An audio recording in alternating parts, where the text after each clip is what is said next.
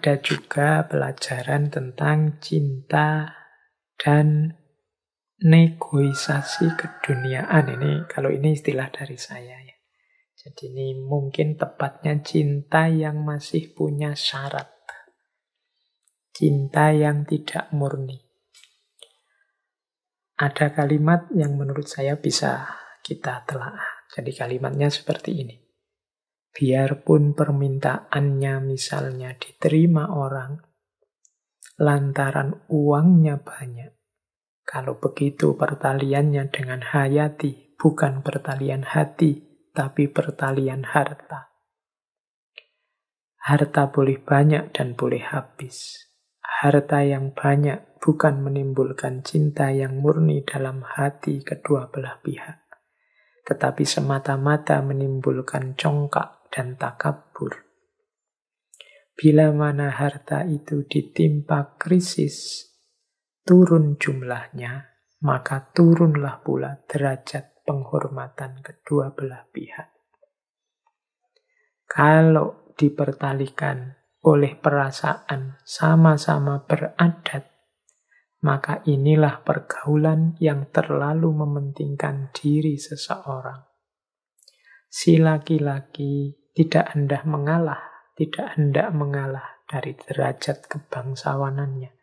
Si istri pun demikian pula. Itulah sebabnya maka kelihatan pergaulan laki-laki dan istri yang hanya manis kelihatan dari luar. Sebab hati yang laki-laki tiada diberikannya kepada si istri, dan si istri pun bila akan menemui suaminya, ditinggalkannya dulu hatinya pada ibu bapaknya, mama atau kaum kerabatnya. Baru dia ikut suaminya dengan tidak berhati.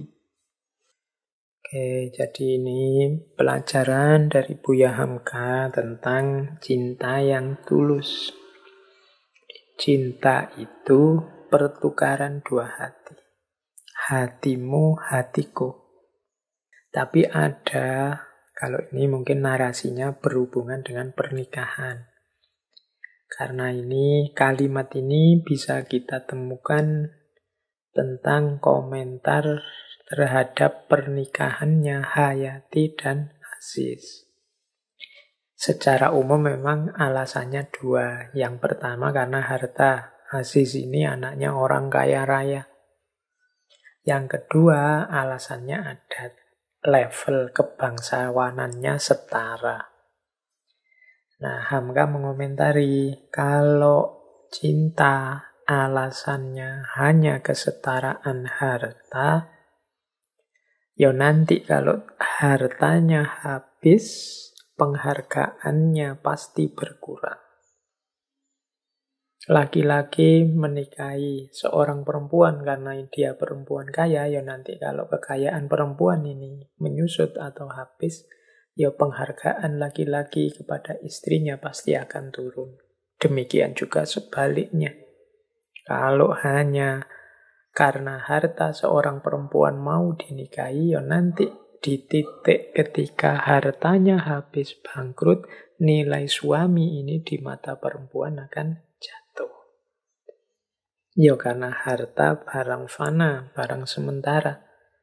Bisa menyusut, bisa berkurang, bisa hancur, bisa habis. Seperti ceritanya Aziz, dia bangkrut sampai terusir dari rumahnya. Ini pasti nilainya Aziz di mata istrinya akan sangat jatuh kalau semula pertimbangannya hanya harta saja. Adat juga begitu. Kalau alasannya hanya sama-sama bangsawannya,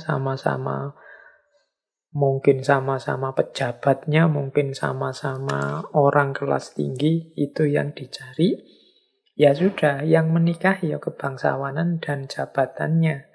Tidak ada hati yang terlibat di situ. Yang laki-laki yang diberikan status kebangsawanannya, yang perempuan juga begitu. Hatinya dipegangi sendiri-sendiri. Tidak diberikan, apalagi dipertukarkan.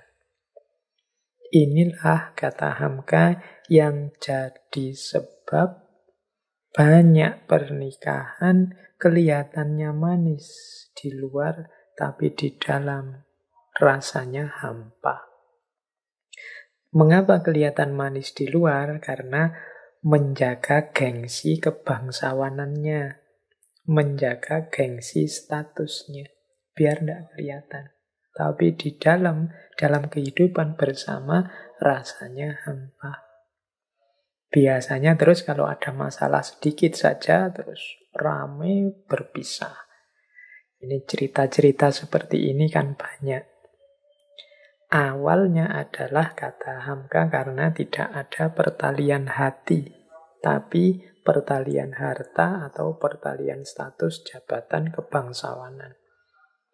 Ini juga pelajaran jadi dari Buya Hamka untuk kita. Ya kalau dalam agama itu kan harta sebenarnya boleh jadi pertimbangan, keturunan atau status juga boleh jadi pertimbangan. Tapi yang diutamakan pertama-tama ya akhlaknya. Akhlak itu kan nanti urusannya hati. Jadi ini parameter-parameternya ketika kita ingin menikah. Tapi dasarnya harusnya yang paling awal itu hatinya memang cocok, memang sreg, ada passionnya, ada rasanya. Ini dalam membangun rumah tangga akan lebih mudah. Jadi perkawinan yang dilandasi pertukaran dua hati. Kalau begitu dijodohkan itu tidak bagus ya Pak. Bagus saja kalau dua-duanya bersedia saling memberikan hatinya. Kalau tidak, ya itu nanti akan sangat berat. Jadi tidak ada urusannya dengan dijodohkan atau tidak. Tapi kesediaan dua orang untuk saling menerima dan saling memberikan hatinya. Tidak hanya karena negosiasi melihat hartanya atau melihat statusnya. Kalau hari ini jangan-jangan di antara status itu ya status jomblo atau tidak jomblo. Yang penting aku tidak jomblo, nikah sama siapa sajalah. Nah ini juga tidak bagus. Asal nikah. Ya seandainya memang harus nikah dengan siapa yang kita belum terlalu mendalam dengan dia, pastikan bahwa kalian berdua sama-sama siap dan sedia memberikan hati. Biar kehidupan kalian berdua tidak hampa. Kalau hanya satu yang siap memberikan hatinya, yang satu berjuanglah untuk biar hati yang lain diberikan. Kalau sama-sama belum bisa memberikan hati, ya berjuang berdua. Karena betapapun institusi pernikahan, perkawinan, bukan institusi yang main-main, yang bisa tidak cocok, ya cerai, gitu saja. Tidak sesederhana itu. Baik, kita lanjutkan. Jadi ini pelajaran selanjutnya dari Buya Hamka, dari tenggelamnya kapal Van der Wijk.